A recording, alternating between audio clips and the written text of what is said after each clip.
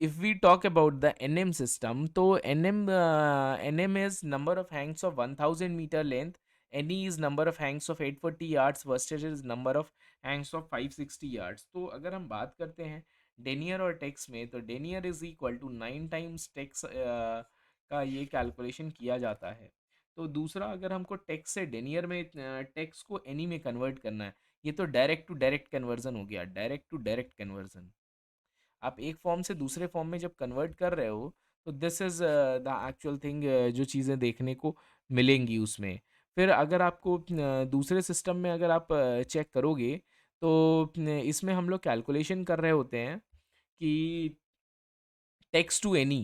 तो you can also make the notes right now. तो tex to Ne में हम लोग करते हैं, तो tex is equal to 590.5 upon Ne. तो this is very important formula, क्योंकि अगर न्यूमेरिकल के कन्वर्जन में आता है, तो आपको डायरेक्ट से इनडायरेक्ट काउंट में कन्वर्ट करना बहुत ज़्यादा इंपॉर्टेंट हो जाता है। दूसरा, अगर हम बात करते हैं, इसमें कुछ न्यूमेरिकल्स इंपॉर्टेंट हैं। तो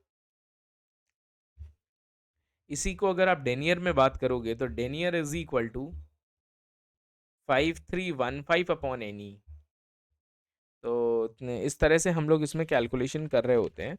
दूसरा, जैसे अगर आप एक question, just I am telling to you, कि अगर आपको कहीं पे भी नंबर ऑफ फाइबर्स निकालने होते हैं, if you have to calculate number of fibres, तो फाइबर्स के कैलकुलेशन में जब भी फॉर से suppose the given is of the yarn denier, a yarn is made from such and such denier, and the each individual fiber denier is given as so and so. तो find the number of fibres in this given range. तो जब भी आपको number of fibres निकालने होते हैं, yarn में basically बहुत सारे फाइबर्स होते हैं, तो जब भी आपको नंबर निकालना होता है, तो जस्ट रिमेंबर दिस थिंग। तो यार्न का डेनियर या यार्न का टेक्स अपॉन फाइबर का डेनियर या फाइबर का टेक्स आप कैलकुलेट कर रहे होते हो। तो this is how we are calculating these aspects, so and so. तो I think this must be clear. So इसमें 2-3 फार्मूला और आ जाते हैं, अगर आपको बात करोगे, तो दिस इज़ इम्पॉर्टेंट। एनी को अगर आपको ग्राम पर मीटर में करना है, तो 0.5905 अपॉन ग्राम पर मीटर की हम कैलकुलेशन करते हैं। Ne is equal to 0.5905 upon gram per metre है। तो अगर आपको ग्राम पर यार्ड्स में कन्वर्ट करना है, तो Ne is equal to 0.54 upon gram पर yards. So this is basically the revision aspects we are doing. तो आपको एनी को टेक्स्ट में कन्वर्ट करना आपके लिए इंपॉर्टेंट है। यार्ड्स एक, यार्ड्स और एलबी इज पाउंड्स, तो वो एक इनडायरेक्ट यूनिट्स हो रही होती हैं। तो ये चीज़ें आपको कैलकुलेट करना थोड़ा सा ज़रूरी है। दूसरा, अगर हम बात करते हैं, सपोज दैट एग्जांपल के लिए हम कैलकुलेशन कर रहे हैं, राइट डाउन दिस क्वेश्चन, कि अगर एक 30 टेक्स है, one yarn is of 30 ticks and the second one is of the 50 ticks. अगर if these both are applied together, अगर इनको applied मतलब एक के साथ एक इनको लगा दिया गया, then what is the resultant count?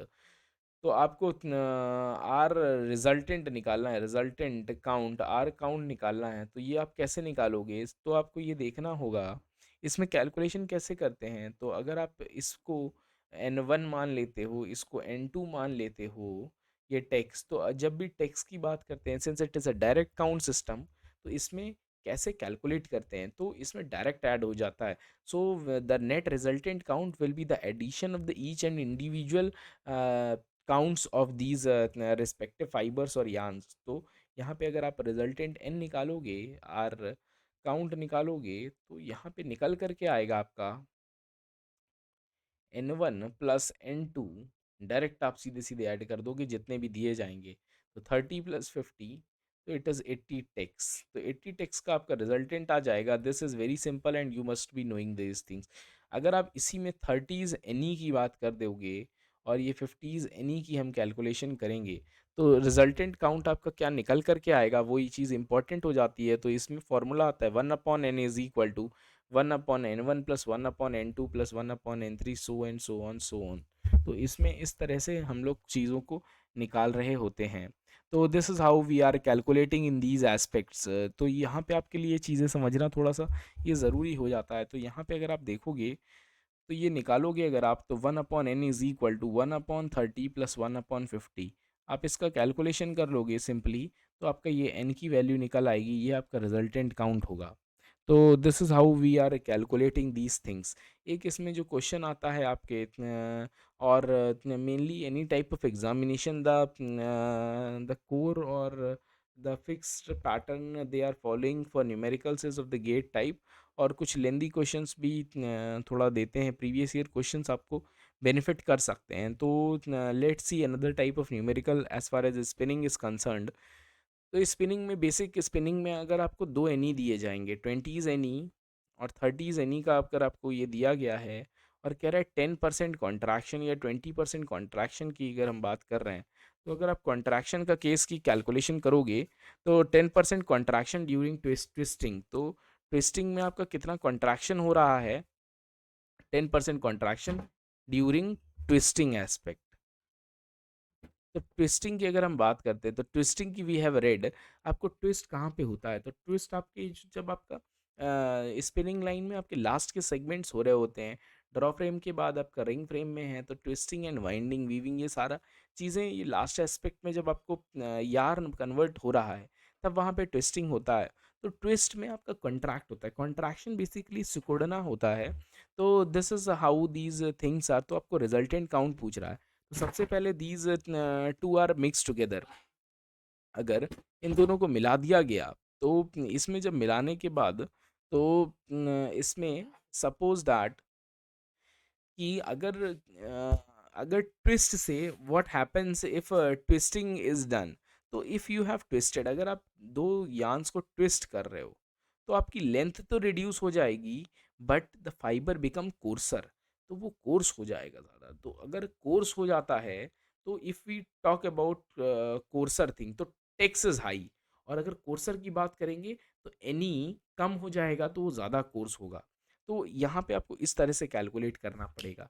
अगर आप रिजल्टेंट काउंट की बात करोगे, तो रिजल्टेंट काउंट आप निकाल लो, 1/n is equal to 1/20 plus 1/30। यहाँ से अगर आप n की वैल्यू निकालोगे, तो 12 NE आ जाएगा, 12 NE। तो ये आपका रिजल्टेंट आ गया। टेस्टिंग काउंट के बाद में आपका 10% कॉन्ट्रैक्शन हो रहा है, तो इसमें आप 0.9 से मल्टीप्लाई कर दोगे, और इधर 1.1 से आप डिवाइड कर दोगे, तो बेसिकली 10% कॉन्ट्रैक्शन हो रहा है।